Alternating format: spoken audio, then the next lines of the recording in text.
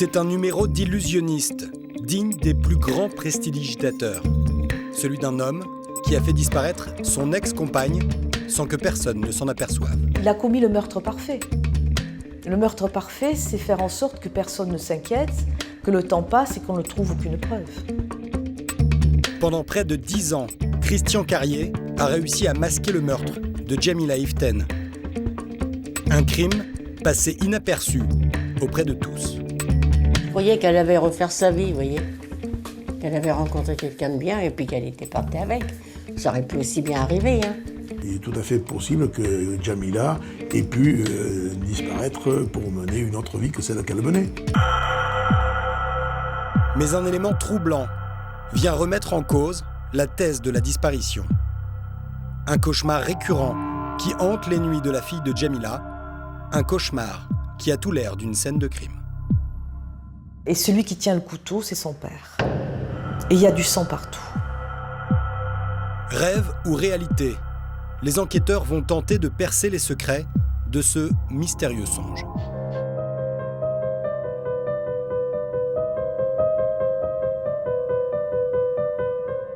Le crime aurait pu être parfait s'il n'avait pas été dévoilé par une affaire de mœurs. En septembre 2005, les gendarmes de la brigade du Vigan dans le Gard recueillent le témoignage d'une petite fille de 8 ans que nous appellerons Lisa. Elle raconte les attouchements qu'elle a subis de son père, Christian Carrier. L'homme est un récidiviste. 3 ans plus tôt, il avait déjà eu affaire à la justice pour des faits similaires. Christian Carrier est connu pour la première fois par la justice à l'occasion d'agressions sexuelles qui sont commises sur son fils d'abord. C'est en 2002 et il va d'ailleurs être condamné à une peine notamment de suivi socio-judiciaire. Les liens avec son fils, âgé de 9 ans, né d'une précédente union, sont rompus.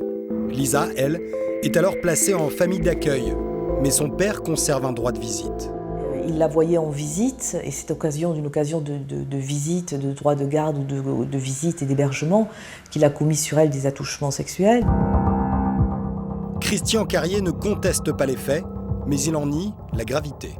Il a développé une relation exclusive avec sa fille. Avec Lisa, il avait 2 façons de se comporter avec elle.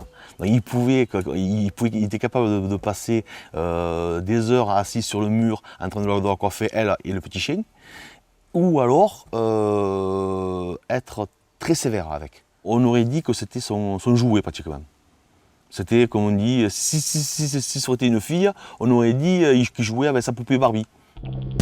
Une poupée, mais aussi une petite fille au foyer qui obéit aux ordres de son père. Lisa était pour Christian Carrier sa vie, son cœur, son âme, et elle représentait tout. C'était son petit bout de femme. Il voulait la modeler. Il avait perdu ses 3 précédentes compagnes et il pensait pouvoir faire de Lisa celle qui allait s'occuper du foyer, même sexuellement, puisque malheureusement il en a abusé.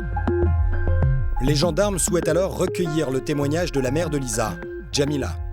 Mais ils découvrent que celle-ci ne semble plus vivre aux côtés de sa fille depuis un bon moment. Une absence difficile à supporter pour la petite Lisa, qui se confie au juge d'instruction en charge de l'enquête pour agression sexuelle. Pendant cet entretien, le juge est très affecté par cette fille de 9 ans qui lui lance un appel au secours. Lisa lui demande de retrouver sa mère. Et à cette occasion, elle va lui demander « s'il vous plaît, aidez-moi ». Et il va lui promettre.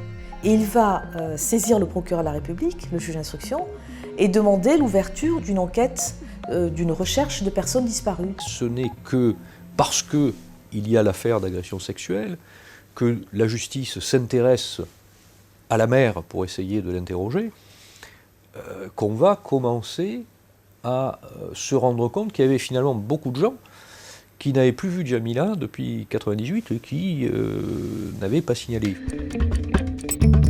C'est à ce moment-là que naît l'affaire dans l'affaire.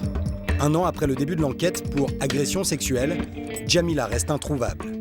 Elle n'est alors plus recherchée comme simple témoin, mais porté disparu.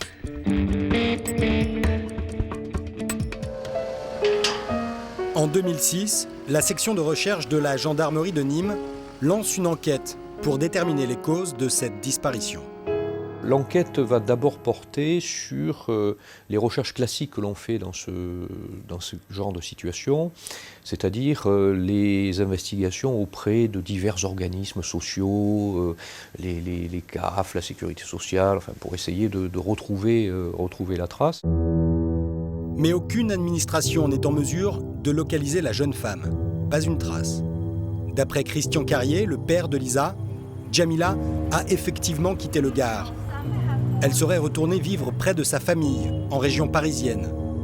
Pour tenter de la retrouver, les enquêteurs se tournent donc vers ses proches. Les gendarmes sont venus, là, ils ont dit qu'on fait une enquête de la disparition de votre petite fille. Alors, est-ce que vous savez où elle est? Cherchez parmi nous, pour voir si elle n'était pas revenue là, dans le surmot, quoi. Il n'y a rien. Pour sa famille, il n'y a aucune raison de s'inquiéter. Même s'ils ne l'ont pas vue depuis plusieurs années, pour eux, Jamila est encore en vie. Je croyais qu'elle avait refaire sa vie, vous voyez. Qu'elle avait rencontré quelqu'un de bien et puis qu'elle était partie avec. Ça aurait pu aussi bien arriver, hein. L'entourage de Jamila ne s'affole pas, d'autant qu'elle a toujours vécu un peu en marge des autres. Depuis toute petite, elle vit isolée, dans la précarité, un père absent et une mère volage. Sa mère, elle s'en est jamais occupée, hein. Je l'ai pris chez moi comme si elle était ma fille, hein. On l'a, hein? Pareil, hein, on l'a emmenée en vacances avec nous et tout, hein. Elle était heureuse avec nous. Les gendarmes découvrent alors l'enfance chaotique qu'a vécue Jamila. Sa grand-mère n'a jamais pu obtenir sa garde. À partir de 13 ans, elle est ballottée de foyer en foyer, puis placée en famille d'accueil. Elle prend un nouveau départ en arrivant dans le Gard à l'adolescence. C'est là que Jamila rencontre Christian Carrier. L'homme, de 15 ans son aîné, est surnommé le berger dans son village. Elle s'installe avec lui dans une maison au confort spartiate au fond de cette ruelle. À Avez, les habitants l'appellent la Petite Rousse. Elle pense alors trouver la stabilité en Christian Carrier. Après, elle me dit, je suis en ménage avec Christian Carrier, puis après, elle s'est trouvée enceinte. Elle était toute contente, lui aussi. Ensemble, ils donnent naissance à Lisa. Mais après 4 ans de relation, le berger et la Petite Rousse se séparent. Jamila semble alors faire des choix de vie étranges. Elle met de la distance avec sa famille, se drogue et vit dans la débauche. Je croyais qu'elle était partie comme ça pour aller traîner, quoi, comme sa mère faisait, quoi. La description de cette jeune femme, un peu marginale et sans repère, laisse penser que Jamila aurait pu décider de partir de son propre chef. Il est tout à fait possible que Jamila ait pu disparaître pour mener une autre vie que celle qu'elle menait. Elle n'était pas particulièrement, à part sa fille, elle n'était pas particulièrement stabilisée. Et c'est justement ce qui est incompréhensible. Si Jamila est partie d'elle-même, cela signifie alors qu'elle a abandonné sa fille, âgée de 2 ans. Au moment donné, aussi, on ne comprenait pas pourquoi elle était partie sans sa fille. Parce que quand même, le peu qu'on la voyait avec sa fille, on voyait quand même qu'elle aimait sa fille. De plus, rien ne laisse supposer qu'elle ait préparé son départ. Sur son compte bancaire, aucun mouvement suspect. Si Jamila est partie, c'est sans un sou en poche. Alors qu'elle avait un emploi, elle a disparu, elle a même pas demandé sa paye, voilà.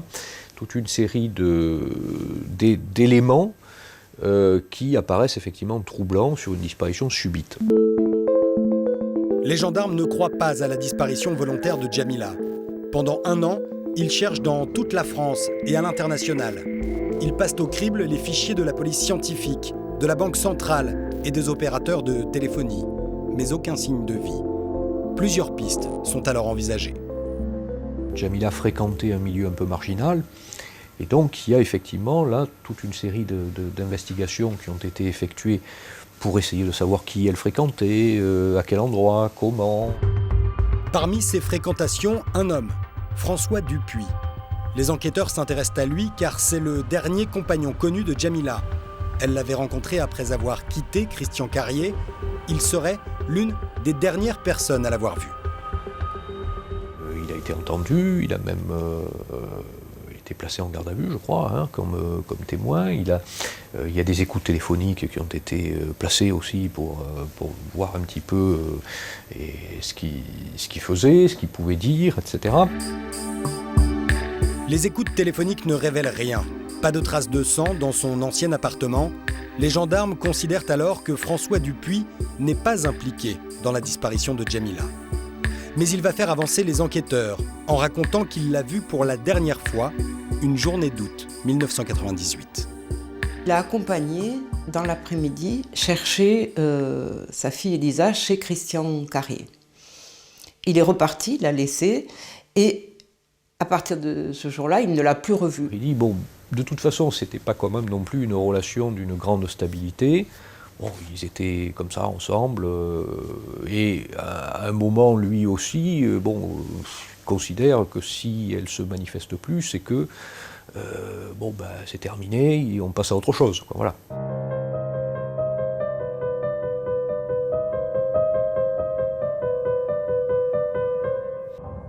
Si François Dupuis n'a plus aperçu Djamila depuis sa visite chez son ancien compagnon, le dernier à l'avoir vue serait donc Christian Carrier. Des soupçons commencent à peser sur lui. Et ces soupçons vont être renforcés par une révélation incroyable de sa fille, un élément pour le moins inhabituel dans une enquête. Il hante les nuits de la petite Lisa.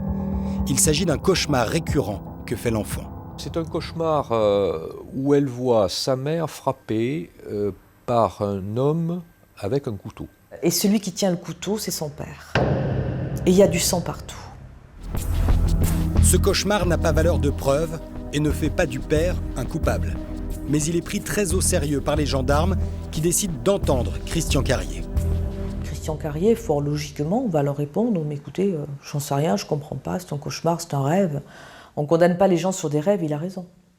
Ce cauchemar, il peut effectivement aider, il est un élément intéressant. Il n'est pas à lui tout seul, effectivement, la démonstration de la culpabilité de Christian Carrier. Intéressant, car ce mauvais rêve pourrait apporter des explications sur la disparition de Djamila. Quand Lisa voit sa mère pour la dernière fois, elle n'a que 2 ans. Comment expliquer que ces cauchemars violents apparaissent plusieurs années après ? Pour les psychologues, ces résurgences sont courantes en cas de traumatisme. Quand c'est quelque chose de très violent qui se passe, le cerveau quand même va mettre en place un déni. Et un jour, évidemment, ça peut ressortir. Parce qu'il va y avoir, ça va ressortir en quoi ? En flashback. Des fois, on voit des scènes, comme ça, on se demande ce que c'est. On voit des cauchemars, ça c'est sûr, les cauchemars traumatiques. Et puis aussi des somatisations dans le corps, qui peuvent montrer qu'il y a eu quelque chose qui se soit passé il y a très longtemps. Que s'est-il réellement passé ? La petite Lisa a-t-elle été témoin d'un meurtre ? Pour les enquêteurs, son cauchemar pourrait se rapprocher de la réalité. Au fil de l'enquête, on est quand même de plus en plus troublé, d'une part par le fait que Djamila a subitement disparu et qu'on ne trouve absolument plus aucune trace d'elle, et d'autre part, on est quand même un petit peu étonné par l'attitude de Carrier.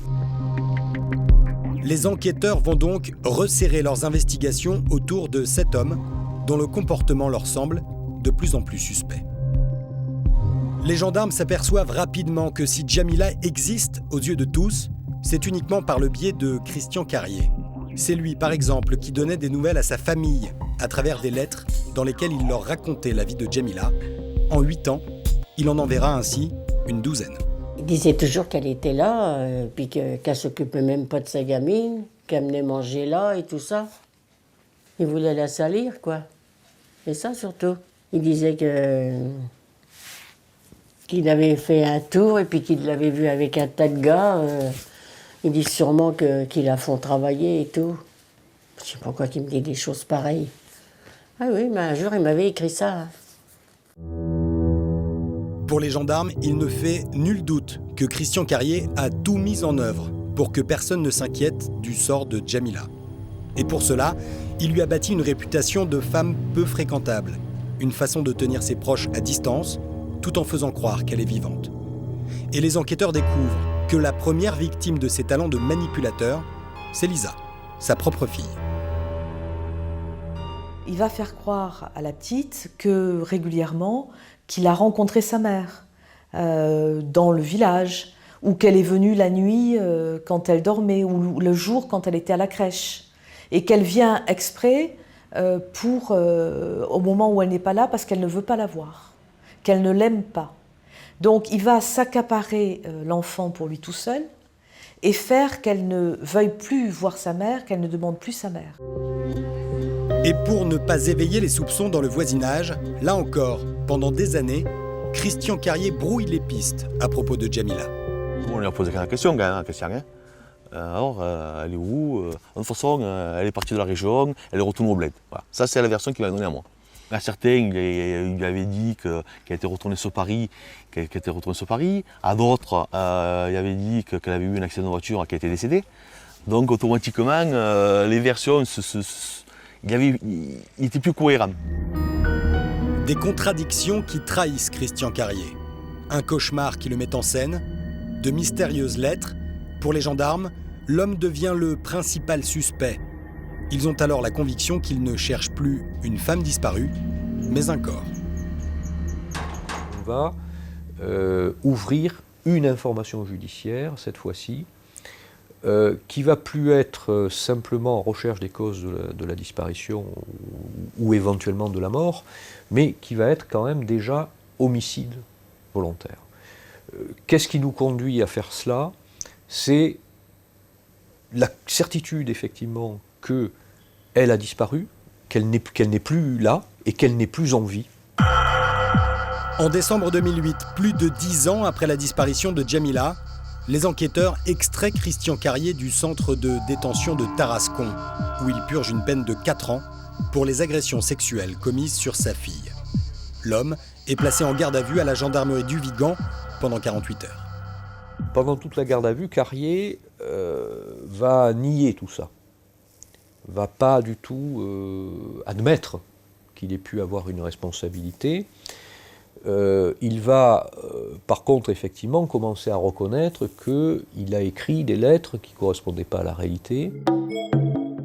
Mais Carrier se justifie. Ces lettres, c'était pour rassurer la famille de Jamila. Pendant cette audition, il finit pourtant par se trahir. Il va reconnaître quelque part qu'il peut être un des tout derniers à l'avoir vu, puisqu'il va nous dire qu'au mois d'août, Jamila est venue chez lui pour visiter la petite Elisa, et que d'ailleurs ça s'est assez mal passé, qu'il y a eu une dispute, et qu'il l'a un petit peu bousculée même, et que finalement elle est partie, et puis à partir de ce moment-là, il ne l'a plus jamais revue. Christian Carrier n'en dit pas plus, mais beaucoup de charges pèsent sur lui. À l'issue de cette garde à vue, il est mis en examen pour homicide volontaire. Il va alors créer la surprise autour de lui.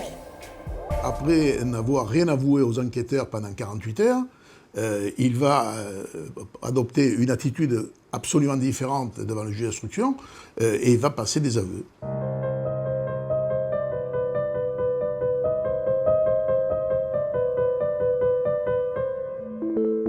Ces aveux, Christian Carrier les réserve au juge d'instruction, un homme en qui il dit avoir confiance. Christian Carrier, lors de sa déposition devant le juge d'instruction, avoue avoir tué Jamila pour défendre Lisa d'un coup de couteau dans le cœur. Dans ses déclarations au juge, Christian Carrier raconte cette fameuse journée d'été 1998. Nous sommes le 9 août. Cela fait alors 6 mois que Jamila a quitté Christian. Elle rend visite à sa fille Lisa. Jamila a retrouvé un emploi et un logement, et elle compte bien récupérer la garde de sa fille. La jeune femme a même entamé des démarches auprès du juge aux affaires familiales, une situation que Christian Carrier supporte mal. Vu l'importance de sa fille Lisa pour lui, il n'était pas question que Jamila la lui enlève. Il semblerait que, selon les déclarations de Carrier, il y ait une dispute qui commence à s'engager. Et dans ce contexte-là, Carrier va porter le coup de couteau qui va tuer Jamila. Le mauvais rêve de la petite Lisa n'était donc pas le fruit de son imagination. la suite des aveux de Christian Carrier est elle aussi cauchemardesque. L'homme a fait en sorte de ne laisser aucune trace de cette dispute. Qu'est-ce qu'il dit avoir fait de ce corps? Alors il l'a découpé, il l'a démembré, il l'a découpé, et puis il l'a jeté, dans les containers de poubelle, et, dit-il, il en a donné des morceaux à manger à ses chiens. Les enquêteurs tentent alors de retrouver le corps de la jeune femme. Mais la tâche s'avère compliquée, car dans le village d'Avez, ce crime sordide ne semble avoir éveillé l'attention de personne. Certains témoins diront avoir vu Christian Carrier creuser et enfouir des choses à l'abri des regards sur des terrains où il faisait paître ses bêtes à la fin des années 90. On cherche évidemment le cadavre dans le jardin d'abord, où on ne retrouve que des ossements de chiens, d'animaux, et puis sur un terrain où Christian Carrier avait ses bêtes, mais malheureusement on ne retrouve rien du cadavre de Jamila. Cette cave, abritant une tombe vieille de 150 ans, utilisée par Christian Carrier, est aussi passée au peigne fin. Mais là encore, seuls des ossements d'animaux seront retrouvés lors de ces investigations. Impossible de savoir s'ils correspondent à ceux des chiens de Christian Carrier. Quand les chiens de Christian Carrier ont disparu de la circulation, sur le coup, on se dit bon, tant mieux parce qu'ils embêtaient plus les gens qu'autre chose. Mais après, avec le recul, ils ont pratiquement disparu, ces chiens-là, pratiquement au même moment qu'on n'a plus entendu parler de Jamila. Christian Carrier avouera les avoir fait disparaître, tout comme il aurait jeté une partie du corps de Jamila dans ses containers, juste en face de chez lui.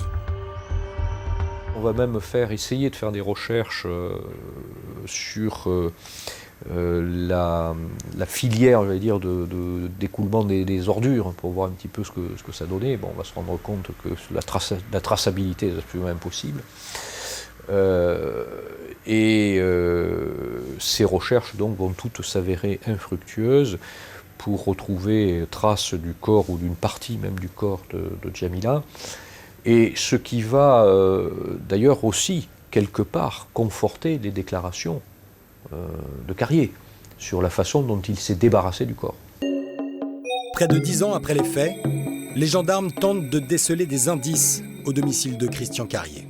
Il y avait une trace de sang sur une chaise, mais on n'a pas pu déterminer.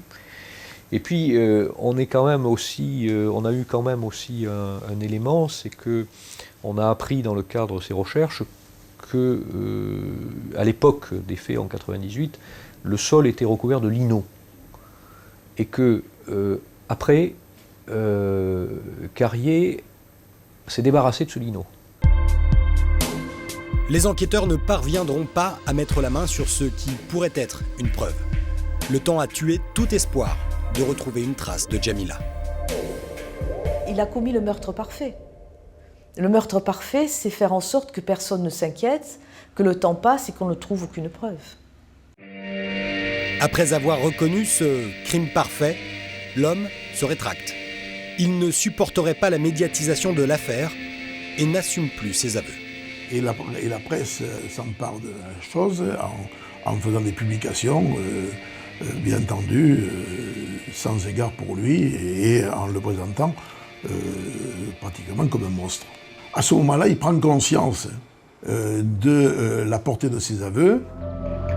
Christian Carrier nie à nouveau les faits.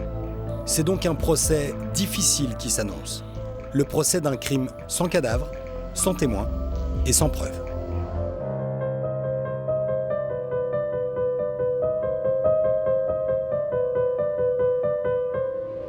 En juin 2011, 13 ans après la disparition de Jamila, Christian Carrier comparaît devant la cour d'assises de Nîmes. Et ce procès débute dans une atmosphère particulière. Pour la première fois depuis qu'il est en prison, Christian Carrier va faire face à sa fille, Lisa. La petite a désormais 15 ans et capte toute l'attention de son père. Il n'a qu'une préoccupation, c'est regarder Lisa, la suivre du regard, lui sourire, croiser son regard. Il est obsédé par la vue de Lisa qu'il n'a pas vue depuis plusieurs années, puisque depuis 2005, il ne l'a pas vue, mais elle lui écrit en prison. Lisa veut savoir, comprendre comment sa mère a disparu. L'adolescente veut croire qu'elle est toujours en vie. Christian Carrier, lui, prétend qu'il n'a pas tué Djamila et qu'il ne sait pas où elle est passée. Face à ces dénégations, la Cour cherche à comprendre la nature des relations qui existaient entre Djamila et Christian Carrier. Dans le village d'Avez, les habitants ont été témoins de l'emprise de l'homme sur Djamila. Elle avait une peur bleue. Elle était dans son coin, et il prenait toujours la même table contre le mur. Il la mettait contre le mur, déjà au moins comme ça elle ne pouvait pas bouger. Et chaque fois qu'elle voulait dire quelque chose, elle demandait pratiquement la permission à Christian de pouvoir parler. Il avait mis sous cloche. Si Djamila avait peur de Christian Carrier, c'est parce qu'il la battait. D'ailleurs, il apparaît que cet homme a toujours eu des rapports violents avec ses compagnes. 3 femmes ont partagé sa vie. Toutes ces relations ont été des échecs. La première femme qu'il connaît, c'est celle qu'il va épouser, Christian Carrier. Et il est étouffé complètement avec cette femme, et puis aussi la mère qui était très présente. La deuxième, il la décrit comme quelqu'un qui n'arrête pas de changer d'homme. C'est pas non plus un tableau très glorieux de la deuxième femme, qui est quand même la mère de son fils. Et la troisième, c'est quelqu'un qui se drogue, qui est toujours avec les copines, qui n'est jamais à la maison, qui ne s'occupe pas des bêtes, ça c'est très important. Donc il n'a pas une très bonne image des femmes. Et la seule dont il a une belle image, c'est sa fille Lisa. L'hypothèse qu'une dispute ait conduit à la mort de Djamila semble se confirmer durant l'audience. Christian Carrier, lui, clame son innocence, mais sans convaincre. Carrier nie, raconte des absurdités, des choses qui ne tiennent pas debout, ce qui complique un petit peu la tâche de la défense, puisque c'était son avocat qui l'avait fait avouer devant le juge d'instruction et qui là est obligé de plaider l'acquittement. Parfois prostré, il parlait peu, ou en tout cas, il ne collaborait pas, ça ne le rendait pas particulièrement sympathique. Au terme de ce procès, Christian Carrier est reconnu coupable du meurtre de Djamila Iften. Il est condamné à 30 ans de réclusion criminelle avec une période de sûreté de 20 ans, la peine maximale encourue. Il n'a aucune réaction. Il n'a aucune réaction. C'est comme il aurait été durant tout le procès. Pourtant, Christian Carrier ne reste pas impassible. Il demande à être rejugé. Carrier fait appel parce qu'il a subi une peine qui est une peine qui ne lui laisse aucun espoir. Et puis d'autre part également, vraisemblablement parce qu'il n'a pas dit la vérité et que ça le contrarie, il n'y est pas insensible. Ce face-à-face avec sa fille a-t-il eu une influence sur l'attitude de Christian Carrier ? Lorsqu'il comparaît à nouveau, en juin 2012, devant la cour d'appel du Vaucluse, il change de conduite. Et dès le premier jour du procès, Christian Carrier fait une déclaration inattendue. Avant de faire la lecture de l'acte d'accusation, ou plutôt maintenant de faire un résumé, depuis le 1er janvier, la présidente va interroger Carrier sur son identité et va lui demander immédiatement pourquoi il a fait appel. Et Christian Carrier va dire « j'ai fait appel pour avouer ».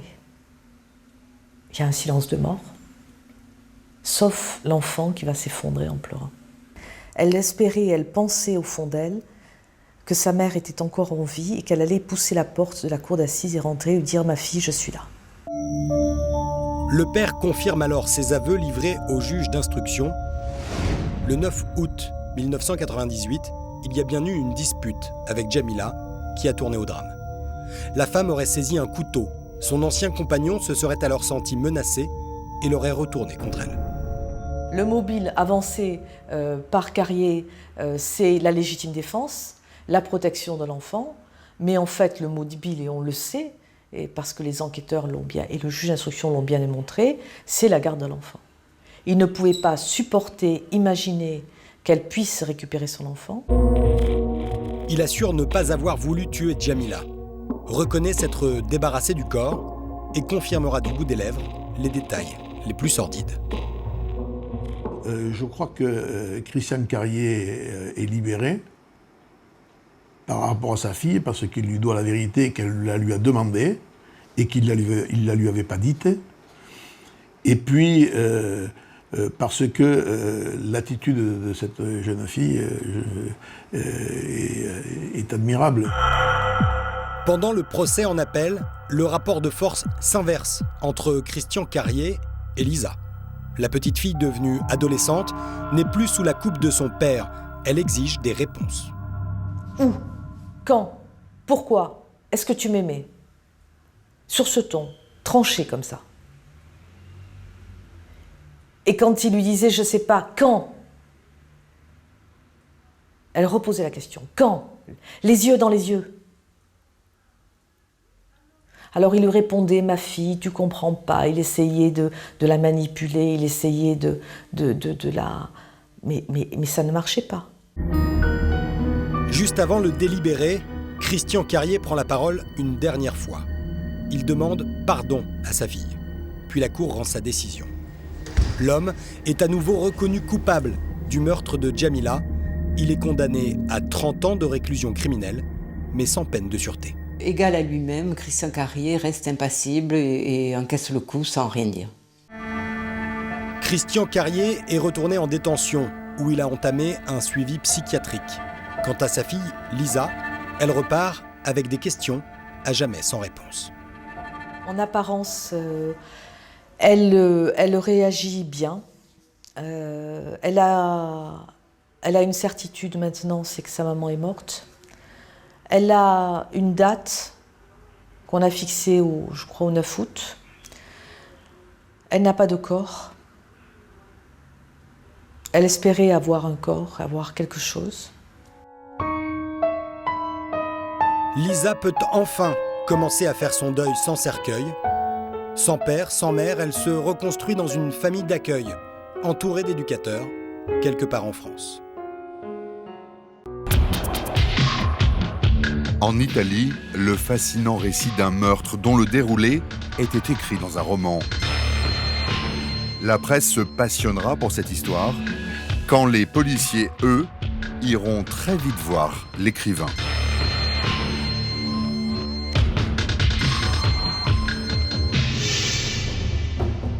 C'est une énigme portée par les eaux du fleuve Po, en Italie. Celle du corps d'Antonia, une jeune prostituée nigériane, poignardée à une vingtaine de reprises. Le cadavre était blanc et défiguré. Et le mystère s'épaissit quand les enquêteurs découvrent un étrange manuscrit au domicile de la jeune femme. Ce texte est plus qu'important, il est fondamental. Un manuscrit qui raconte l'histoire d'une prostituée noire, avec pour épilogue son assassinat. Le plus incroyable, c'est que l'héroïne du roman porte le même nom que la victime, Antonia. Il y a effectivement des passerelles entre la fiction et la réalité. Ce document est-il la chronique d'une mort annoncée? L'auteur de ce récit est-il le meurtrier d'Antonia?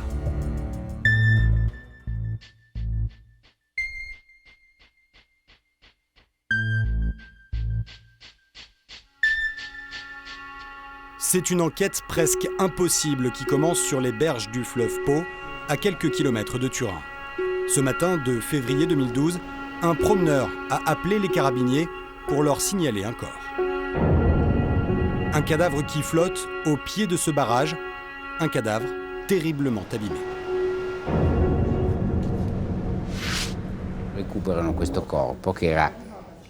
Ils récupèrent ce corps qui n'avait plus de peau, car le froid de l'hiver l'avait entièrement dépouillé de sa peau.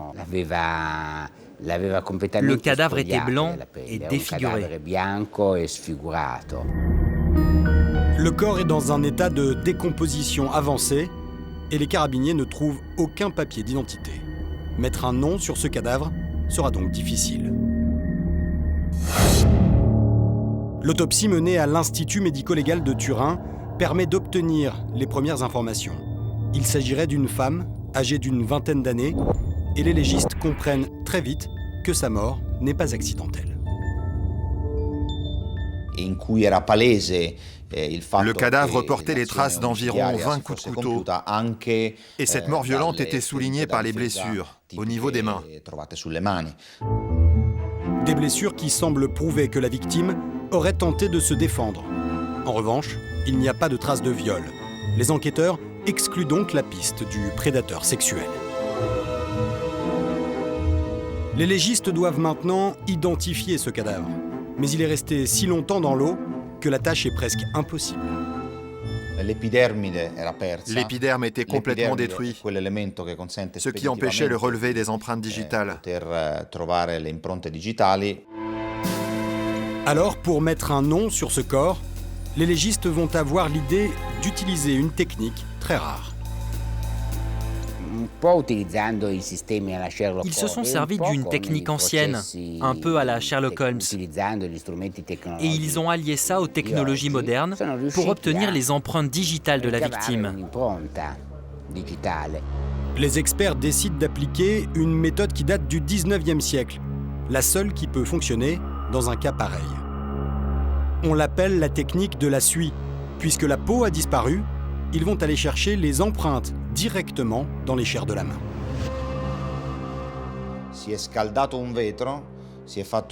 On a chauffé une vitre jusqu'à ce qu'un dépôt de suie apparaisse. Ensuite, on pose le verre avec la suie sur le derme pour qu'il puisse y laisser son empreinte. Grâce à cette technique, les médecins légistes réussissent à obtenir un relevé des empreintes. Ces relevés sont alors photographiés et comparés aux bases de données de la police. Le 25 mars 2012, presque un mois après la découverte du corps, une empreinte correspondante est identifiée dans un fichier de la préfecture de Turin. On est arrivé à l'identité d'Antonia Egbuna, une fille qui avait demandé l'asile politique quelques mois auparavant. La victime, violemment poignardée, n'est donc plus une inconnue. Antonia Egbuna est une jeune Nigériane de 20 ans, une réfugiée politique, arrivée à Turin en février 2010, 2 ans plus tôt. Mais les enquêteurs vont découvrir que ce statut de réfugié dissimule une réalité beaucoup plus crue.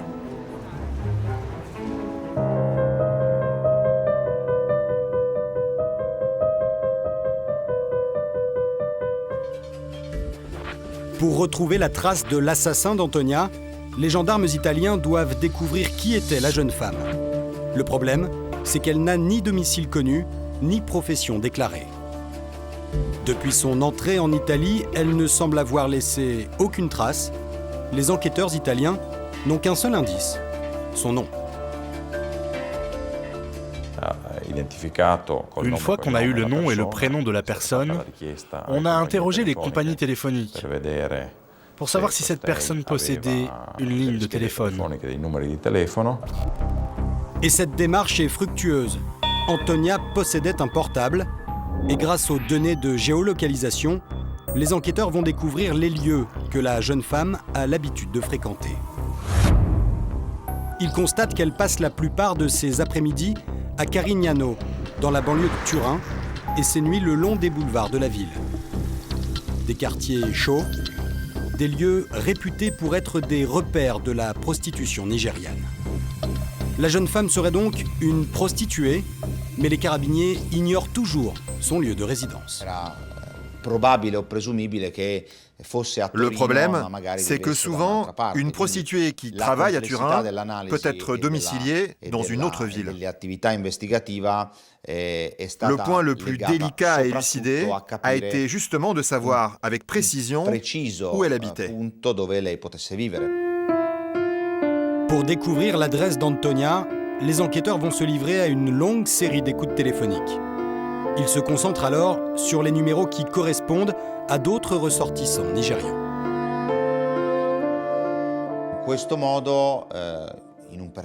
De cette façon, après une analyse assez longue et rendue compliquée par l'obstacle de la langue nigériane, on a pu obtenir l'adresse de son domicile.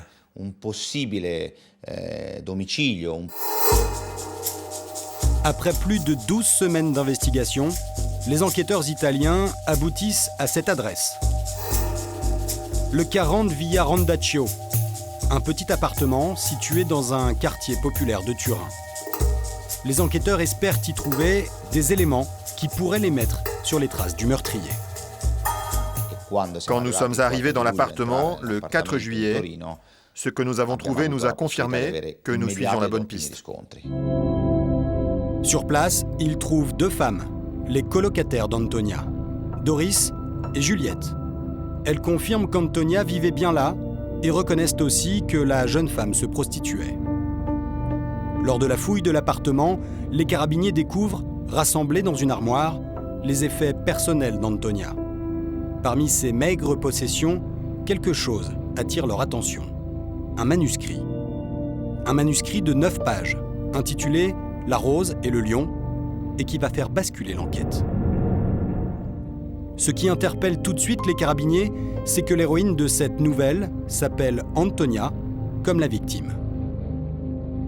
Dans cette histoire, Antonia vit un amour impossible avec un jeune écrivain italien. Elle est la rose et lui le lion, qui tente de la sortir du trottoir. On lit l'histoire et on découvre que cette histoire ressemble de façon troublante à la vie de la victime. Le personnage principal tombe amoureux de cette prostituée qu'il essaie de sauver. Au fil des pages, le jeune Italien réalise que son histoire d'amour est vouée à l'échec. Antonia lui échappe complètement. Il l'aimait. Il l'aimait plus chaque jour, mais elle ne voulait pas quitter la rue. Tous ses efforts pour la convaincre de changer de vie avaient échoué. Plus l'histoire avance, plus le dégoût et la colère du narrateur prennent le dessus. Il perdait le sommeil en pensant aux clients plus sales et lubriques les uns que les autres. Pour les enquêteurs, ces quelques pages sont une piste inespérée. Plus ils avancent dans la lecture, plus la similitude avec l'affaire Antonia devient claire. Jusqu'au moment où ils découvrent les toutes dernières pages, la fin de l'histoire. Face à son refus obstiné et répété de quitter la rue et la prostitution, il finit par la tuer. Il l'étrangle derrière la haie du parc Margherita, où la vraie Antonia se prostituait. La véritable Antonia et son double littéraire connaissent le même destin tragique. Alors les enquêteurs imaginent immédiatement un scénario digne d'un polar. Ce meurtre serait un crime passionnel, celui d'un homme amoureux d'une prostituée qu'il finit par tuer. Dans cette hypothèse, l'auteur de ce texte et le meurtrier d'Antonia seraient la même personne. Mais ce manuscrit est anonyme. Pourtant, les carabiniers vont réussir à retrouver son auteur.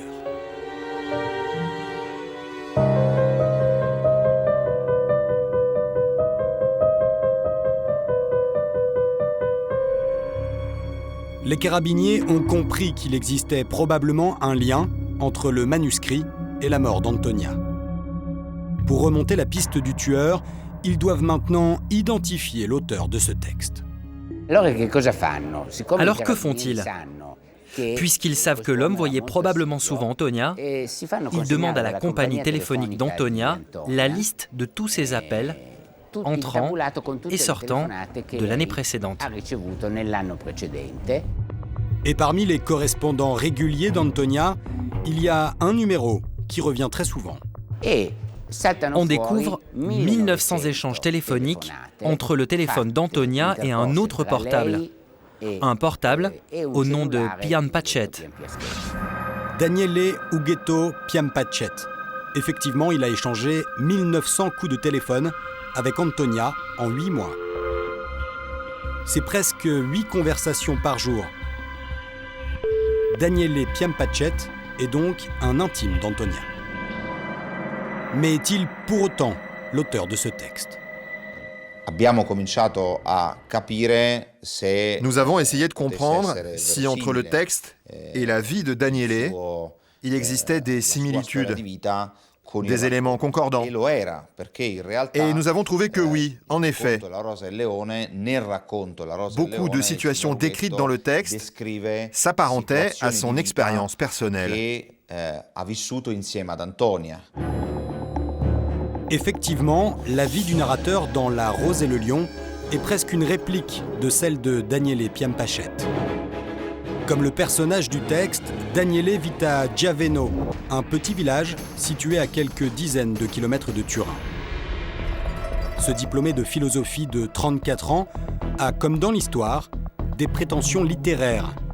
Mais les analogies ne s'arrêtent pas là. Il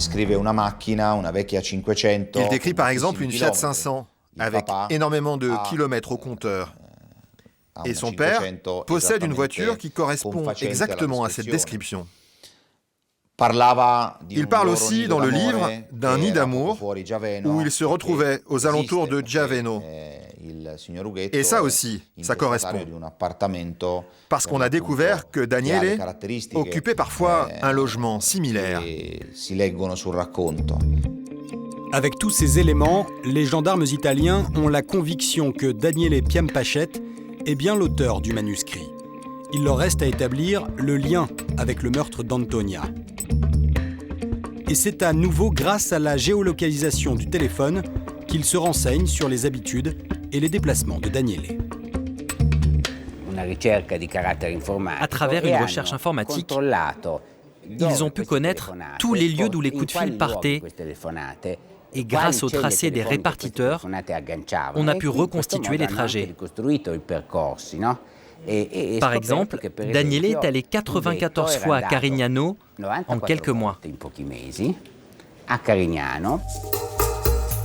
Carignano, c'est justement le secteur où Antonia allait se prostituer tous les après-midi. Les éléments rassemblés par les enquêteurs confirment leur thèse.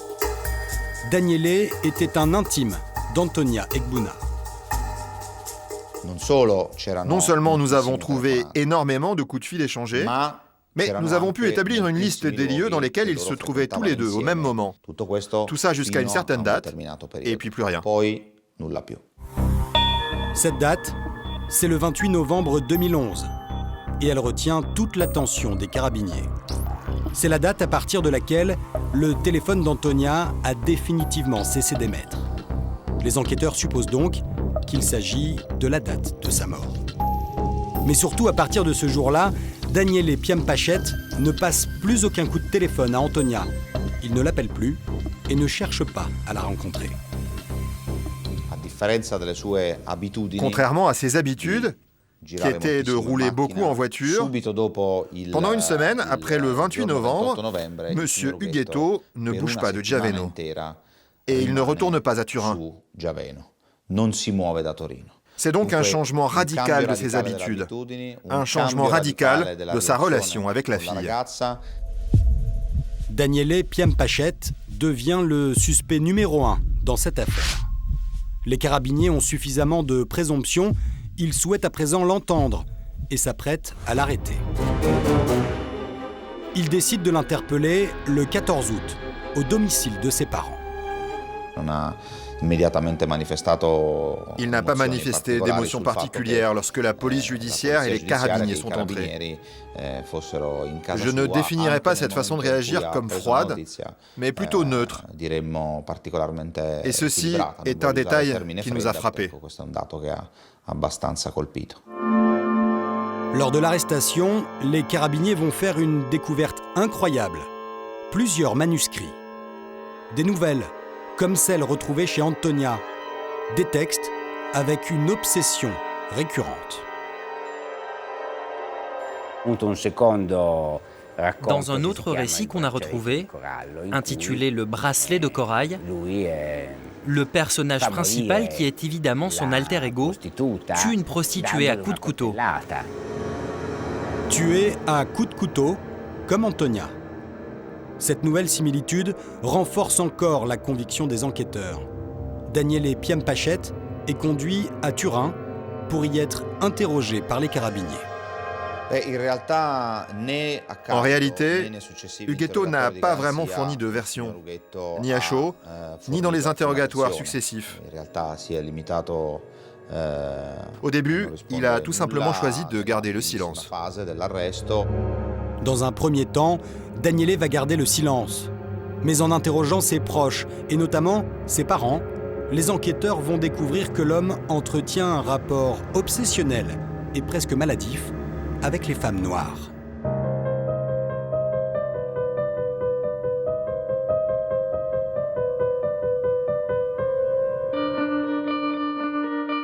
Les carabiniers découvrent que Daniele Piampachette nourrit une véritable fascination pour les prostituées noires. À Giaveno, la petite ville où il a grandi, dès l'âge de 16 ans, elles sont ses uniques fréquentations féminines. Et ça, les enquêteurs vont l'apprendre grâce au témoignage de son père. Quand elle nous parlait de ça, il nous promettait qu'il n'avait jamais payé pour avoir des relations avec les filles. Il instaurait des rapports d'amitié et d'affection, et parfois, l'histoire allait plus loin. Ce qui lui importait n'était pas le sexe, mais plutôt aider les personnes à sortir de ce monde. Et cette volonté de Daniele de les sortir du trottoir devient une obsession. Il ira même jusqu'à en épouser une, dans des circonstances rocambolesques. Sa première femme, c'est une prostituée nigériane, dont il a racheté la liberté à Palerme. On a dû payer 30 millions de lire, presque 15 000 euros, ce qui représentait une somme pour laquelle on a dû demander un prêt à la banque. On a versé l'argent à Palerme, à son souteneur. On a réussi à ramener sa femme à Turin.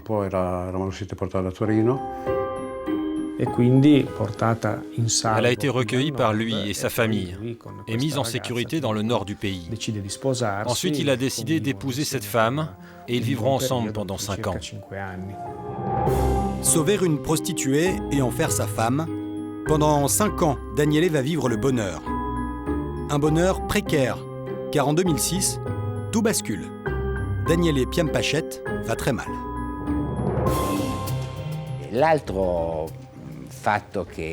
La raison de cette détresse, c'est l'éloignement de son épouse qu'il avait suivi sans doute, parce que le mariage lui permettait d'obtenir la nationalité italienne. Puis elle est tombée enceinte d'un Nigérian, et juste avant l'accouchement, elle décide de quitter Daniele. Après le départ de sa femme, Daniele Piampachette va soigner son chagrin d'amour en continuant à fréquenter des prostituées. Ce n'est qu'à l'été 2010, lorsqu'il rencontre Antonia Egbuna, que Daniele Piampachette tombe à nouveau amoureux. Mais cet amour se heurte au refus d'Antonia de quitter la rue pour lui. Une relation vouée à l'échec et qui aurait donné naissance aux manuscrits La Rose et le Lion. Il a compris qu'elle n'abandonnerait jamais le trottoir. Et à cette occasion, il lui a offert des histoires et des poèmes. Et notamment La Rose et le Lion, le livre incriminé. C'était une manière détournée de lui avouer ses sentiments. Il l'a fait pour rentrer dans son âme et pour lui dire « Je suis tellement amoureux de toi que je pourrais faire une bêtise ». Cette histoire ne serait donc qu'un pur exercice littéraire. Daniele affirme qu'il n'a rien à voir avec le meurtre d'Antonia, mais les enquêteurs italiens vont démontrer le contraire.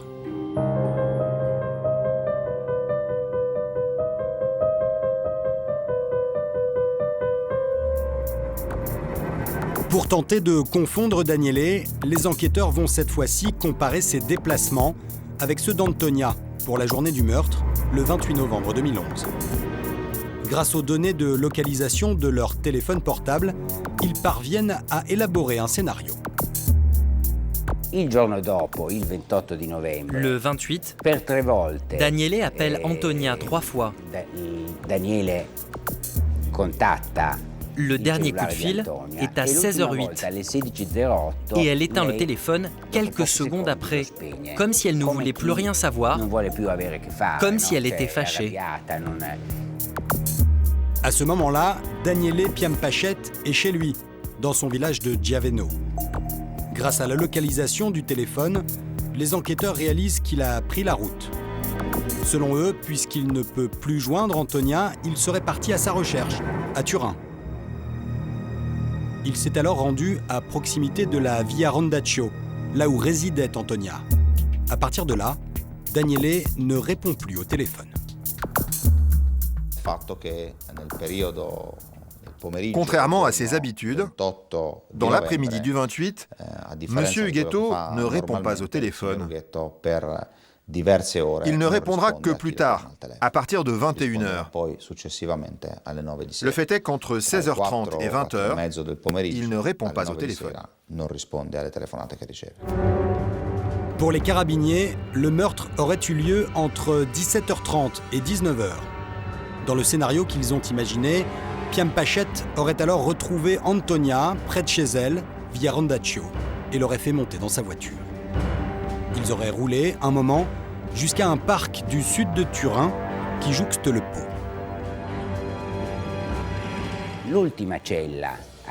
Sa dernière localisation téléphonique est effectuée à proximité du parc de la Coletta, parc qui, à la fin du mois de novembre, est plongé dans l'obscurité, peu fréquenté, et surtout se situe à proximité du Pô. Daniele coupe alors son téléphone portable et selon les enquêteurs, c'est là qu'il serait passé à l'acte.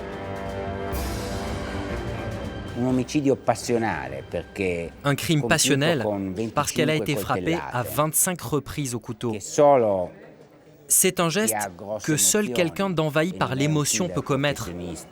Un geste inenvisageable pour un tueur professionnel. C'est pour ça que l'on pense que c'est lui le coupable, et non pas un client ou quelqu'un du milieu nigérian qui aurait voulu la punir. Après son passage à l'acte, Daniele Piampachet aurait alors jeté le corps dans le Pô, situé juste en lisière du parc. Il est ensuite rentré chez lui, à Giaveno, où son téléphone est détecté aux alentours de 20h30. Pour les carabiniers, cette hypothèse est la plus crédible. Mais pour l'avocat de Daniele, ce n'est justement qu'une hypothèse et elle ne s'appuie sur aucun fondement. Nous basons notre défense sur l'absence de preuves et sur le fait que Daniele n'a pas vu Antonia le 28 novembre.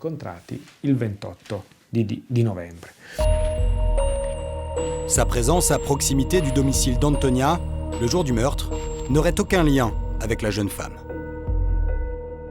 Il prétend qu'il se rendait là-bas parce qu'il y avait un McDonald's. Il semble improbable que quelqu'un parcourt 50 km pour se rendre dans un McDo, alors que sur son chemin, il y en a plusieurs. Au-delà de cet alibi étonnant, Daniele et son avocat livrent une autre lecture de l'affaire, celle d'un règlement de compte lié à la pègre. Comment peut-on penser qu'un garçon qui tente de sortir les filles de la rue peut s'en tirer sans problème? C'est clair qu'en agissant ainsi, il crée un dommage financier à l'organisation qui gère les filles. Daniele a déclaré avoir été l'objet de menaces, d'intimidations et même d'une agression au mois d'octobre ou novembre. Un jour, les vitres de sa voiture ont été brisées. Une autre fois, on lui est rentré dedans, volontairement. Daniele aurait été menacé par le milieu. Il affirme même que c'est la pègre qui aurait tué Antonia pour la punir, même s'il n'apporte aucun élément concret accréditant cette thèse. Aujourd'hui, il est emprisonné à Turin dans l'attente de son procès. Un procès dans lequel un nouvel élément va jouer un rôle déterminant. Car des traces de sang ont été trouvées dans la Fiat Punto que Daniele a utilisée.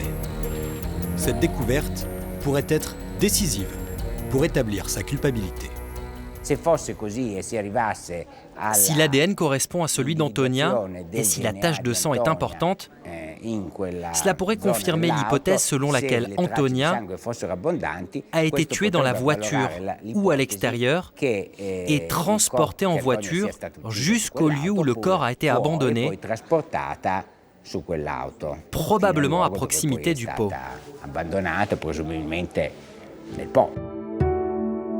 Mais s'il ne s'agit pas de l'ADN d'Antonia, le doute pourrait être le meilleur allié de la défense lors du procès de Daniele Piampachette.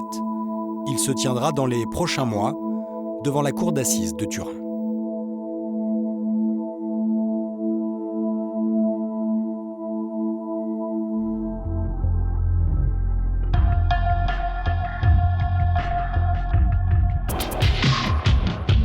À Nice, la famille Leroux aura passé des décennies, toute sa fortune aussi, à chercher la vérité sur la disparition d'Agnès, la jeune héritière du casino. Mais si finalement, tout était écrit depuis le début. On pensait cette histoire définitivement enterrée. Agnès Leroux, la jeune héritière d'un casino à Nice, a disparu à la fin des années 70. Son cadavre n'a jamais été retrouvé et pourtant un homme est en prison depuis 2007, condamné pour son assassinat. Maurice Agnolet, le ténébreux amant de la disparue. Le corps n'a pas été retrouvé, la voiture n'a pas été retrouvée, il n'y a pas de traces de balles, il n'y a pas de traces de sang comme dans toutes les affaires criminelles. Rien, de rien, de rien. Cette affaire est aujourd'hui relancée par les confessions d'un homme, Jean-Pierre Hernandez, un ancien malfrat. Il vient de publier un livre choc dans lequel il dévoilerait le nom de l'assassin d'Agnès Leroux.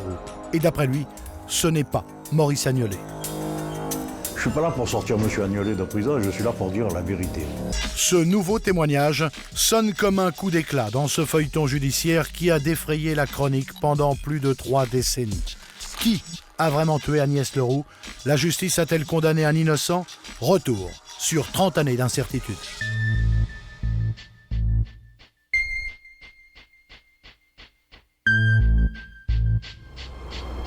Le jour se lève sur la Riviera, les rues de Nice sont désertes. C'est le week-end de la Toussaint. En ce matin d'octobre 77, Agnès Leroux quitte son appartement du boulevard Carnot.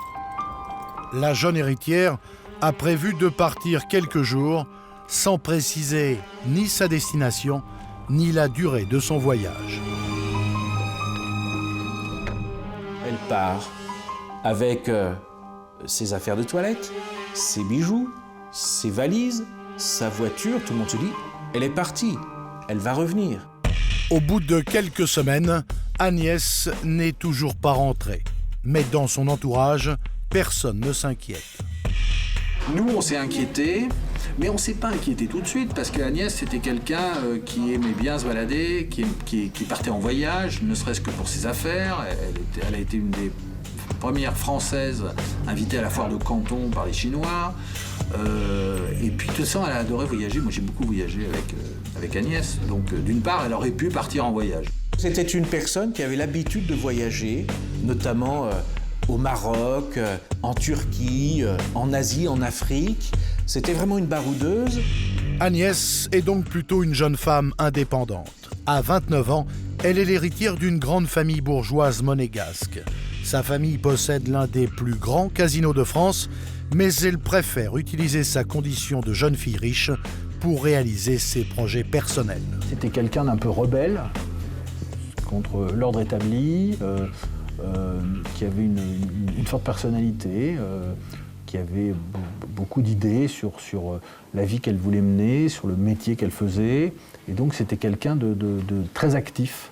C'était, aujourd'hui on dirait une bobo. C'est une fille assez libre. C'est ma génération, c'est les filles qui ont eu 19 ans en 68, qui vivaient leur vie très, très librement, elle aimait l'Afrique, elle voyageait en Afrique, le monde des casinos ne lui plaisait pas. Donc elle voulait s'émanciper de sa famille, de son appartenance, de son héritage même. Elle voulait vivre sa vie. Mais pour René Leroux, la mère d'Agnès, son tempérament indépendant ne peut expliquer une absence aussi longue. En mars 1978, près de 6 mois après le départ en week-end de sa fille, elle décide alors de déposer une plainte pour séquestration arbitraire. Une enquête est ouverte et elle va débuter sur la perquisition de l'appartement d'Agnès. Dès notre entrée dans cet appartement, donc nous avons consulté son courrier, nous avons consulté un certain nombre de revues qui étaient là, qui étaient datées, donc, et qui attestaient qu'Agnès Leroux était restée à son domicile jusqu'à une certaine date, fin octobre, et sur une planche à dessin, un mot qui semblait être un mot d'adieu. Un mot aux allures de testament. Désolé, mon chemin est fini, je m'arrête là, tout est bien, je veux que ce soit Maurice qui s'occupe de tout. Le silence de la jeune femme, son absence, semble trouver dans un premier temps une première explication. Elle se serait suicidée. Cette thèse paraît plausible, d'autant qu'Agnès a déjà fait 2 tentatives. Mais si Agnès Leroux s'est donné la mort, elle n'a laissé aucune trace derrière elle. Se suicider en faisant disparaître sa voiture, c'est pas facile. Se suicider en faisant disparaître son propre corps et son imposante Range Rover, c'est quand même pas facile. L'hypothèse du suicide n'est donc pas rationnelle et les enquêteurs l'écartent rapidement. Ils se concentrent alors sur son amant, désigné dans la lettre Maurice. Maurice Agnolet, un avocat qui, selon les enquêteurs, semble être le seul à ne pas s'être inquiété de sa disparition. Tout le monde appelle, tous les proches appellent, sauf celui qui aurait dû appeler en premier, puisque c'était son conseil et son amant, Agnolet. Maurice Agnolet est pourtant très proche de la famille Leroux. Depuis 1973, il est l'avocat conseil de Renée Leroux, la mère de sa compagne. Maurice Agnolet, c'est donc un avocat qui a une ambition, celle de devenir un avocat d'affaires respecté et riche. Et donc il propose ses services à Renée Leroux, qui est la patronne du casino Le Palais de la Méditerranée. Pour Maurice Agnolet, c'est un client en or, j'allais dire. Par ses fonctions, Maurice Agnolet côtoie de plus en plus la famille Leroux et se rapproche peu à peu d'Agnès. Agnolet était le conseil, l'avocat dont on se servait au Palais de la Méditerranée, et donc ils se sont rencontrés comme ça dans des relations, je dirais, mondaines. Et Agnès Leroux, à l'époque, c'est une jeune femme qui est libre, on est dans les années 70, très rapidement, ils deviennent amants. Et visiblement, elle avait trouvé en Maurice Agnolet un compagnon qui la faisait vibrer. Si Agnès vit une histoire passionnée avec Maurice Agnolet, sa mère, elle, est en conflit avec son avocat. Car Maurice a de l'ambition. Il veut se sortir de sa condition de simple conseiller et prendre plus de responsabilités au sein du casino. Mais pour la matriarche, Maurice Agnolet n'en a pas l'envergure. Donc Agnolet commence par être un conseil, et puis il a de l'ambition, il veut devenir directeur. C'est-à-dire quitter le barreau pour devenir directeur, appointé au mois. Grassement appointé. Et là, Mme Leroux, elle dit non. Mais assez rapidement, leurs relations, elles vont se dégrader. Alors, Renée Leroux dira plus tard que Agnolet n'était pas compétent et a été frustré de ne pas obtenir le poste qu'il voulait. Agnolet, lui, dira que Renée Leroux était une femme irascible et incompétente, donc il n'a plus voulu travailler avec elle. Pour celui qui voulait se faire une place sous le soleil de Nice, c'est un échec. Amant d'Agnès, en conflit avec Renée Leroux, Maurice Agnolet est pour la police un personnage clé dans cette affaire. Celle-ci perquisitionne alors son cabinet et y découvre plusieurs effets personnels d'Agnès. Mais surtout une copie de la lettre d'Agnès qui va leur faire croire à une mise en scène organisée par Maurice Agnolet. Alors, la perquisition au cabinet d'Agnolet était fructueuse. On a découvert dans un tiroir de son bureau, dans un dossier, un double du mot d'adieu d'Agnès Leroux, une photocopie du mot d'adieu, sans la date. Le même que vous aviez trouvé? Exactement le même. C'était une photocopie, ce qui démontrait qu'il l'avait eu en main et qu'il avait pu le photocopier et le replacer pour nous induire en erreur, pour le cas où nous ferions une perquisition au domicile d'Agnès Leroux. Même si les policiers ont des soupçons, ils n'ont aucune preuve. Et surtout, il n'y a pas de corps. Alors ils vont s'intéresser à l'environnement d'Agnès. La famille Leroux possède un casino et à cette période, ce genre d'établissement est très convoité. Les enquêteurs vont alors envisager une piste mafieuse.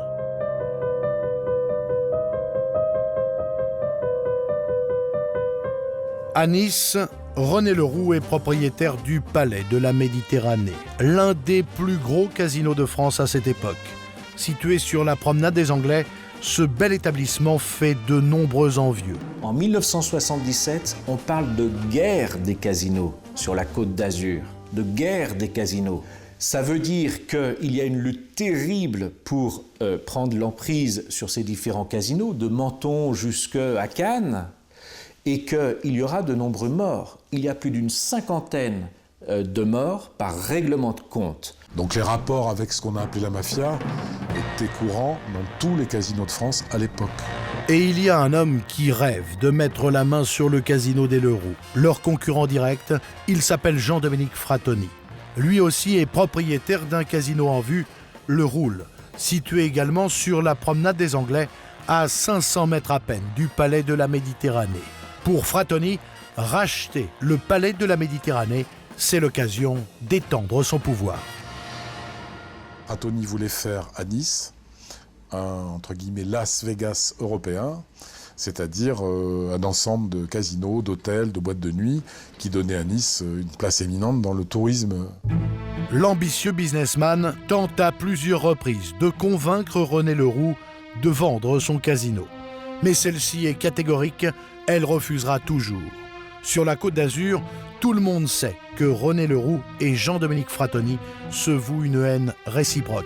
Il faut savoir que René Leroux l'a dit elle-même dans son livre, quand Frattoni est mort, elle a affiché, je crois, la dépêche d'agence ou sa photo dans son bureau, comme un trophée, une victoire. Donc vraiment, il y avait une haine personnelle entre ces deux-là. À cette époque, le Palais de la Méditerranée est au bord de la faillite. Madame Leroux dit avoir été victime de parties truquées qui ont fait perdre plusieurs millions de francs à l'établissement.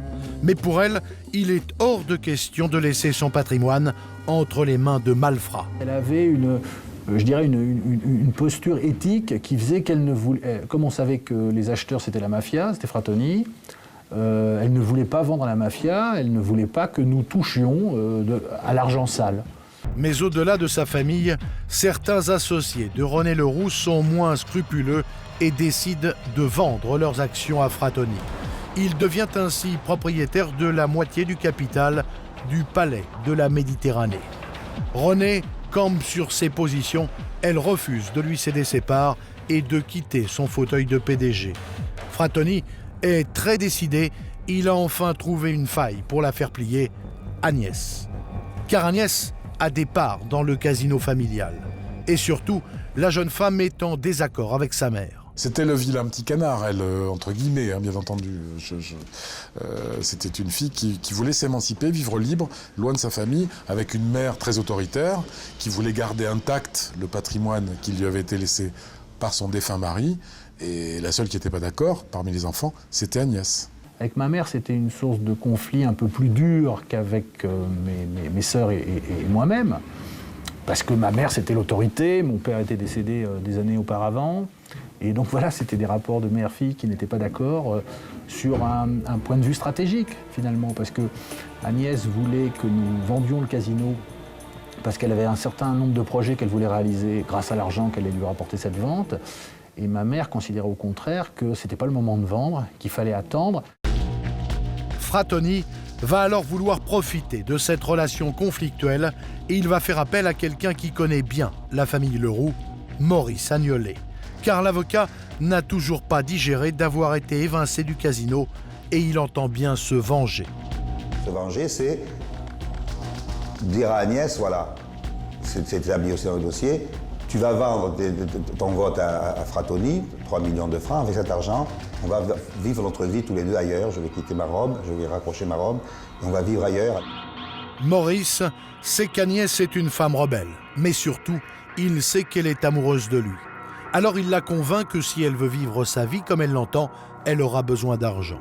Pour cela, elle doit donc récupérer la part d'héritage que sa mère refuse toujours de lui donner. Alors, Quand Frattoni lui propose 3 millions de francs pour racheter ses parts, la jeune femme ne peut pas refuser. Le 30 juin 1977, lors de l'Assemblée générale des actionnaires, les deux camps sont réunis. Ils disposent chacun de 3500 voix, jusqu'au moment où, coup de théâtre, Agnès Leroux, en qualité d'administrateur, trahit le clan familial. Elle se rallie à Frattoni en lui apportant ses 10 voix. C'est suffisant pour faire basculer la tendance. Frattoni est alors en passe de prendre la direction du palais de la Méditerranée. Pour la famille Leroux, c'est une trahison et René Leroux met sa fille en garde. La phrase, je crois, c'est à peu de choses près, Agnès, dans quel guêpier as-tu mis la main ? En parlant de cet imbroglio de tous les gangsters de la côte et de Paris qui essayaient de s'emparer d'une part du gâteau autour de Frattoni. Voilà. La mafia aurait-elle eu intérêt à se débarrasser de la fille de René Leroux ? Cette transaction avec Jean-Dominique Frattoni a-t-elle pu attirer des ennuis à Agnès ? La disparition d'Agnès, en aucun cas, ne pouvait arranger M. Frattoni. Il n'y avait personnellement, à mon avis, aucun intérêt. Il me l'a dit, je l'ai cru. Pourquoi ? Parce qu'il avait acheté les parts d'Agnès Leroux pour avoir la majorité au Palais de la Méditerranée. Donc quand elle a disparu, il a même été suspecté évidemment de sa disparition, ça a foutu par terre tout son projet de Las Vegas et de reprise du Palais de la Méditerranée, etc. Malgré ce contexte de guerre des casinos, la thèse d'un règlement de compte n'est pas assez plausible pour la police.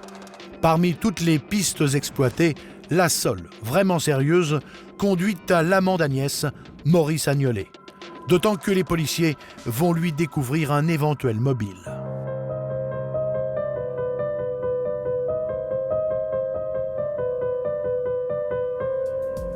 Pour trouver une explication à la disparition d'Agnès, les enquêteurs s'intéressent de plus en plus à Agnolet. Et ils découvrent que l'argent versé par Frattoni a été déposé sur un compte en Suisse. Il s'agit d'un compte commun entre Agnès et Maurice. Mais ce qui alerte surtout les policiers, c'est que depuis la disparition d'Agnès, Maurice a fait transférer les 3 millions de francs sur un compte personnel. Pour les enquêteurs, c'est le mobile. L'affaire est simple. Bon, je veux dire, c'est une affaire crapuleuse. Voilà. Il a incité cette femme à voter contre sa mère, récupérer les 300 briques et fait disparaître la fille. C'est tout simple. Là, en une phrase, ça tient. À la suite de cette découverte, Maurice Agnolet est placé en garde à vue. Les deux inspecteurs chargés de l'affaire sont stupéfaits par son attitude lors de l'interrogatoire. Ils sont confrontés à un mur. On ne peut même pas parler d'interrogatoire puisqu'Agnolet ne répondait pas aux questions. Il avait demandé d'abord à ce qu'on lui fournisse un carnet et un stylo pour noter les questions. Il prenait le temps de la réflexion. Quelquefois, il notait une réponse sur des sujets anodins. Et à un moment donné, on lui a posé la question de savoir s'il était l'amant d'Agnès Leroux. Il me semble que c'est cette question-là. Il a donc noté la question. Il a attendu 58 minutes pour nous dire « je ne désire pas répondre à cette question ». Alors tout ça, pendant ce temps, le délai de garde à vue se déroulait. On gagnait du temps. L'avocat sait que nous sommes tenus par les délais et que s'il arrivait à tenir 48 heures, il serait sauvé. À l'issue de la garde à vue, les inspecteurs ne peuvent rien retenir contre lui. Maurice Agnolet avait une procuration d'Agnès et pouvait donc disposer de cet argent. Mais les inspecteurs commencent à croire que Maître Agnolet pourrait être protégé. Lors de la perquisition de son cabinet, lorsqu'ils découvrent la copie de la lettre d'Agnès, ils assistent à une scène surprenante. Le magistrat a brandi ce mot devant Agnolet en lui disant « Qu'avez-vous fait du corps d'Agnès Leroux ?» Il a répondu « Je ne l'ai pas tué ». Et ça s'est arrêté là. Immédiatement, le procureur de la République qui assistait à la perquisition a volé au secours d'Agnolet pour dire qu'il ne s'agit pas d'un interrogatoire mais d'une perquisition. Alors que j'observe quand même que quand on mène une perquisition, dès qu'on découvre un élément probant ou une pièce à conviction, la première des choses à faire pour l'officier de police judiciaire, c'est d'interroger la personne sur la découverte de cette pièce à conviction. Ça n'a pas été fait. On ne vous a pas permis de l'interroger sur Nous ne pouvions pas le faire parce que nous n'étions plus en charge du dossier. Dès l'instant que le magistrat est sur place, c'est lui qui instrumente. Les officiers de police judiciaire ne sont que des participants, des témoins, et uniquement des témoins. Le travail n'a pas été fait. Maurice Agnolet a-t-il bénéficié de soutien dans la région niçoise? A-t-il eu un traitement particulier? En tout cas, à cette époque, Maître Agnolet est un notable à Nice. Il multiplie les casquettes. Outre sa profession d'avocat, il est franc-maçon, président de la Ligue des droits de l'homme, de la LICRA, du MRAP et d'Amnesty International. Bref, il s'est composé un important carnet d'adresses dans les sphères du pouvoir local. De toute évidence, il a été protégé. Il a été protégé d'abord par ses confrères, qui ont affecté de ne pas croire qu'il était capable de faire ce qu'il faisait. Il a été protégé certainement par des réseaux d'influence ici ou là, qui ont été largement développés. Et puis surtout, il a bénéficié de la mansuétude de plusieurs magistrats, d'une manière tout à fait incompréhensible. Et cette hypothèse va être renforcée en septembre 1979.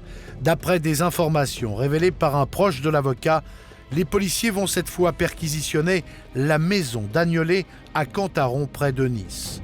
Les inspecteurs y découvrent 5 livres de la Pléiade.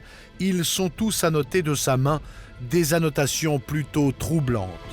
Des dates qui correspondent toutes précisément aux événements cruciaux de la disparition d'Agnès, comme le dépôt d'argent sur un compte en Suisse, sa tentative de suicide ou l'assemblée générale du casino. Malgré cette découverte surprenante, Maurice Agnolet ne sera interrogé sur ces annotations que 5 mois plus tard, en février 1980. Et une fois de plus, Maurice Agnolet sera étrangement ménagé par le juge. Lorsque nous avons découvert ces annotations, nous avons pensé dès ce moment-là que s'il était interrogé sérieusement sur l'origine de ces annotations, il aurait dû être immédiatement mis en examen pour assassinat. Ça n'a pas été le cas. Agnolet se justifie en disant que ces annotations font simplement référence aux auteurs et à sa personnalité. Le juge accepte ses réponses sans même lui demander pourquoi chacune de ces notes correspond parfaitement à une date clé du dossier. Le magistrat avouera d'ailleurs plus tard avoir raté l'interrogatoire. À ce moment-là, tout le monde pense qu'après ces révélations, Maurice Agnolet va être inculpé. On se dit, ça y est, il va sortir entre deux policiers, ce qu'on appelle l'escorte. On va l'amener en prison, il va être mis en examen, c'est pas possible autrement. Et il sort libre, souriant, défiant la foule comme ça, triomphant une fois de plus. L'affaire tombe alors aux oubliettes pendant près de 2 ans, jusqu'à l'arrivée d'un nouveau préfet à Nice. Étienne Secaldi a la conviction qu'Agnolet a quelque chose à voir avec la disparition d'Agnès. D'autant que l'avocat est sur le point de conclure un mariage blanc au Canada, ce qui le mettrait à l'abri de toutes les poursuites judiciaires en France. 2 mandats d'arrêt internationaux sont alors lancés à l'encontre de Maurice Agnolet, l'un pour homicide volontaire, l'autre pour abus de confiance. Agnolet décide de se rendre aux autorités et rentre en France. Et on est en 1983, 5 ans après. Tout de suite, il prend la décision de revenir en France. Et à l'époque, c'est une affaire qui fait énormément de bruit. Quand il arrive à Paris, par l'avion, eh bien, en une du journal Le Monde, il y a Agnolet rentre en France et le pape Jean-Paul II fait son premier voyage. C'est fabuleux, non? On voit une affaire qui occupe les titres des faits divers et ça ne cessera jamais. Dès son arrivée à l'aéroport, Maurice Agnolet est arrêté. Il va purger une peine de quelques mois et bénéficier d'un non-lieu en septembre 1985. Car il n'y a toujours pas de corps et donc toujours pas de nouvelles charges contre lui. Jusqu'à un nouveau rebondissement, près de 15 ans plus tard, en décembre 2000. Un rebondissement provoqué par Françoise Laussure, l'ex-femme de l'avocat. C'est elle qui avait fourni son alibi à Agnolet pour le fameux week-end de la disparition d'Agnès. La juge d'instruction va convoquer Françoise Laussure qui lui dira « Madame la juge, je vais vous dire toute la vérité. Nous sommes là en 2000. En 1977, à la Toussaint, à l'époque, j'ai dit que j'étais allé avec Maurice Agnelet à Genève, qu'on avait dormi à l'Hôtel de la Paix, un 5 étoiles sur le Léman. C'est pas vrai. J'y étais toute seule, c'est Maurice Agnelet qui me l'a demandé. Je vous dis, la juge d'instruction, lorsqu'elle recueille ce témoignage, elle est sûre qu'Agnelet est coupable et qu'il y aura un nouveau procès. L'alibi de Maurice Agnelet ne tient donc plus. Le dossier est rouvert, mais les procédures vont durer près de 6 ans. Pendant ce temps, Agnelet reste libre. En 2006, lorsque s'ouvre le premier procès, presque tout est contre lui. Il y a les pièces à conviction découvertes par la police, mais surtout, il n'a dorénavant plus d'alibi. Pourtant, Maurice Agnelet sera acquitté car il n'y a toujours pas de preuves matérielles pour l'incriminer. Des preuves concrètes, il n'y en a jamais eu dans cette affaire. Nous sommes face à une énigme. Aucune preuve matérielle. Le corps n'a pas été retrouvé, la voiture n'a pas été retrouvée, il n'y a pas de traces de balles, il n'y a pas de traces de sang comme dans toutes les affaires criminelles. Rien, de rien, de rien. Où, quand, comment, on n'en sait strictement rien. Mais le parquet fait appel et en 2007, Maurice Agnelet est finalement condamné à 20 ans de réclusion criminelle pour l'assassinat d'Agnès Leroux. Après 30 ans d'attente, la mère d'Agnès voit enfin celui qu'elle a toujours accusé d'être l'assassin de sa fille derrière les barreaux. Pourtant, cette affaire va à nouveau connaître un énième rebondissement qui va bouleverser la vie de toute la famille.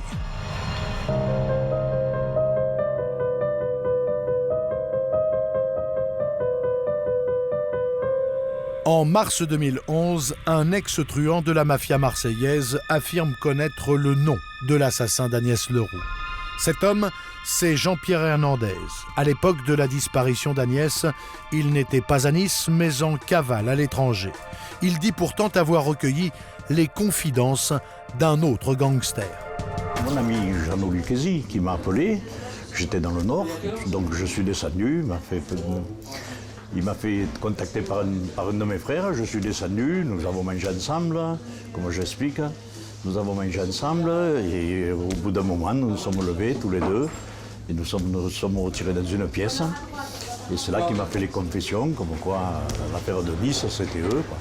Selon Jean-Pierre Hernandez, ce serait donc Jeannot Lucchesi, un homme de main de la mafia qui aurait été chargé de tuer Agnès Leroux.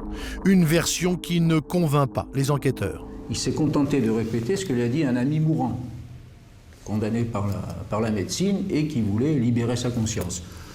Bon, c'est acceptable, il voulait libérer sa conscience. Mais c'est le mourant qui lui a raconté quelque chose, que lui à son tour raconte. En enveloppant ça dans un contexte de guerre, de ceci, de cela, de période sanglante, qui est exact. Mais pour Jean-Pierre Hernandez, il n'y a pas de doute possible. Tout le monde le savait sur la Côte d'Azur, c'est la mafia qui aurait souhaité la disparition de la jeune femme. Je ne connais ni les aboutissants, là je ne connais rien. Ça, moi, Jeannot m'a fait juste ses confidences. Je sais que c'est lui qui l'a pris à Nice, qui l'a jeté à Marseille, la voiture est elle. Ça, on me demande souvent si je suis au courant, si M. Agnelet était au courant, je ne sais pas. Mais alors, pour quelle raison le milieu aurait-il souhaité se débarrasser d'Agnès Leroux? Quel était son intérêt? La mafia, son intérêt, c'est simple. Le projet de Frattoni, de Zampa, de ce clan, d'après ce que toute l'enquête nous enseigne, n'est-ce pas, c'était de faire de Nice un Las Vegas, des casinos, des palaces. Frattoni avait le rul, c'était déjà ça, il fallait avoir le palais de la Méditerranée. Le casino, l'immobilier, c'était une fortune. Et voilà que cette jeune fille se permet de jouer double jeu, de nous escroquer, de vendre en même temps à sa mère et à Frattoni, mais elle nous prend pour qui? Et vous savez, la logique du milieu, c'est pas vraiment très tendre et puis c'est pas forcément très logique. Il y a une punition qui s'impose. Donc elle a été exécutée comme tant d'autres l'ont été à cette époque-là. Je pense qu'aujourd'hui, il y a des gens qui savent. J'ai toujours eu le sentiment que des gens savent, d'une part, que c'est pas Agnelet qui a physiquement tué, mais que c'est le milieu, bien sûr. Elle est tombée au mauvais endroit, au mauvais moment, dans un conflit qui l'a dépassé. Même si la disparition d'Agnès Leroux intervient dans un contexte trouble, avec beaucoup d'ennemis potentiels, pour ceux qui ont suivi cette affaire depuis le début, il n'y a pas de doute. Le seul qui a tiré profit de la mort d'Agnès, c'est Agnolet. Je ne vois pas qui aurait eu intérêt à faire disparaître Agnès Leroux hors Agnolet. Dans chaque crime, me semble-t-il, il faut un mobile. Le mobile, on le connaît, on sait où il se trouve, il est à Vevey. Et bien au chaud, en Suisse, il est à Vevey. C'est 300 millions qui ont fait des petits depuis, puisque ce sont des portefeuilles d'actions. Il est là, le mobile. Alors nous, on avait à répondre à 3 questions, ou plus. Qui, quand, comment, pourquoi? Qui, on sait. Quand, on sait. Pourquoi, on sait. On ne sait pas comment. C'est sur cette zone d'ombre-là qu'on se met à écrire des livres. Emmuré dans un appartement niçois, jeté à la mer ou encore enterré sous l'aéroport de Nice, toutes les hypothèses ont été faites depuis la mort de la belle héritière. La dernière d'entre elles, qui met en avant un meurtre commandité par la mafia, a aussi ses détracteurs. La femme du caïd décédé jure que son mari n'a pas pu tuer Agnès Leroux comme le prétend Jean-Pierre Hernandez. Depuis la prison de Mozac en Dordogne, Maurice Agnolet lui clame toujours son innocence depuis 6 ans. Le nouveau témoignage de Jean-Pierre Hernandez pourrait donc relancer cette affaire. En tout cas, c'est l'objectif de l'avocat d'Agnolet qui a fait une demande de remise en liberté. Pour l'avocat et son client, c'est peut-être l'espoir d'un nouvel et ultime procès qui pourrait définitivement résoudre le mystère de la disparition d'Agnès Leroux.